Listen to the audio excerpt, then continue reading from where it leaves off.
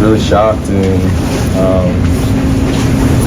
you just don't imagine that you're gonna get ready to go to sleep and then you find out news like that. So it's still a grieving process right now. Miss my hermano. We had a lot of time together.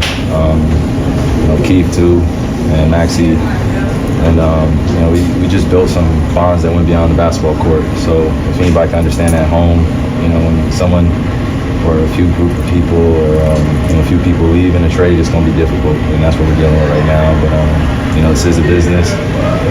It's way above my pay grade. I just got to adjust and be ready to welcome in my new teammates with open arms and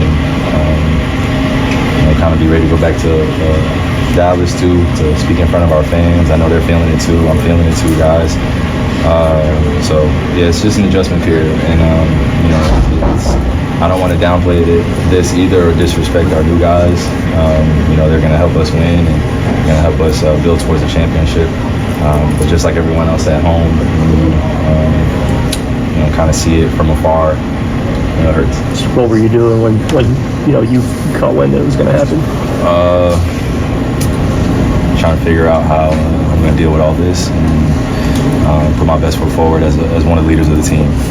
So this is a weird case in NBA history to be a part of, but at the same time, it's the nature of our business, and it is a ruthless business. So you just got to be ready to pick up the pieces and still run towards the championship. That's the ultimate goal on why I play. And having other guys that are championship winners too helps. But at the same time, we still have to acknowledge that our little Slovenian president is no longer here, and we got to adjust. Yeah, I'm excited.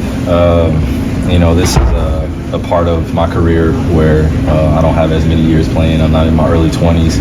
So, I look towards the future quite often, and my place in it, my position in it, and how I can help other guys in the league. And getting AD, getting Max Christie definitely helps my motivation and keeps my mentality very strong. He's a great player, Anthony Davis, in terms of MVP candidate, and I'm going to help him as much as I can, not just on the court, but off the court. So I'm just ready to open up the doors, welcome these guys the right way, and still at the same time be human and, understand my emotions are still involved in this. We just went to the finals, we just had a good run, but still there's still excitement on the other end of that. Anthony said that you guys talked in 2018 about the possibility of playing together. What's your what sense? A year, huh? What a year, huh? 2018 for me, man. Yeah, what a year. Go ahead. I'm sorry. What's your sense of just what can you just say about that, those discussions? Then I was caught in the hallway talking to KD, and everybody was like, hey, these two are working together. And then the rumor started with AD, kind of around the same time.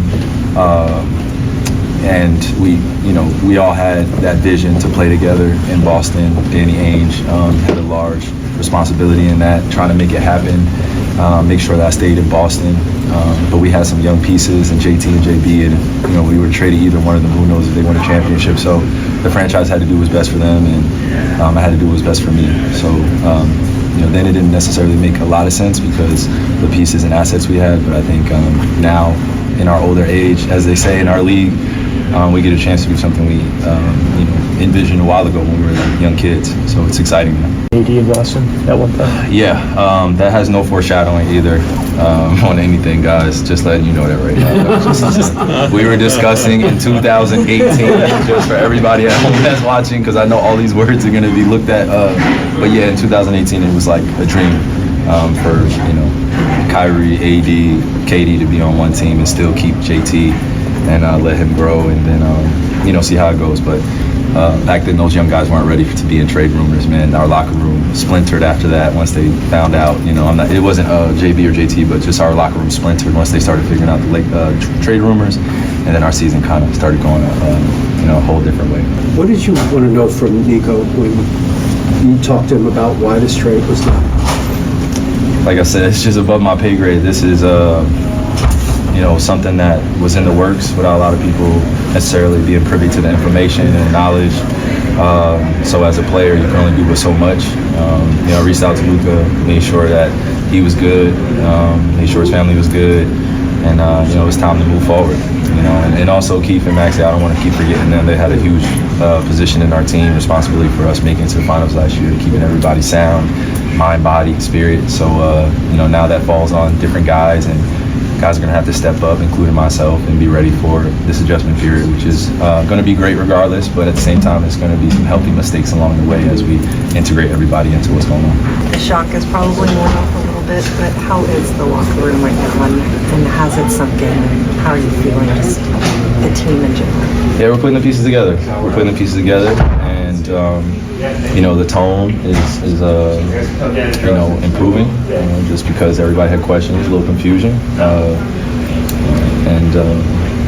that's about it. We're just talking to each other, making sure we're all good, and putting the game first, and in the capacity where we can prepare, and then off the court practices and some dinners that we'll have. Make sure we connect and make sure we do all the things to have the qualities of a championship team. So same vision, just guys in the locker room a little bit different. We're gonna have to adjust, but we'll be fine.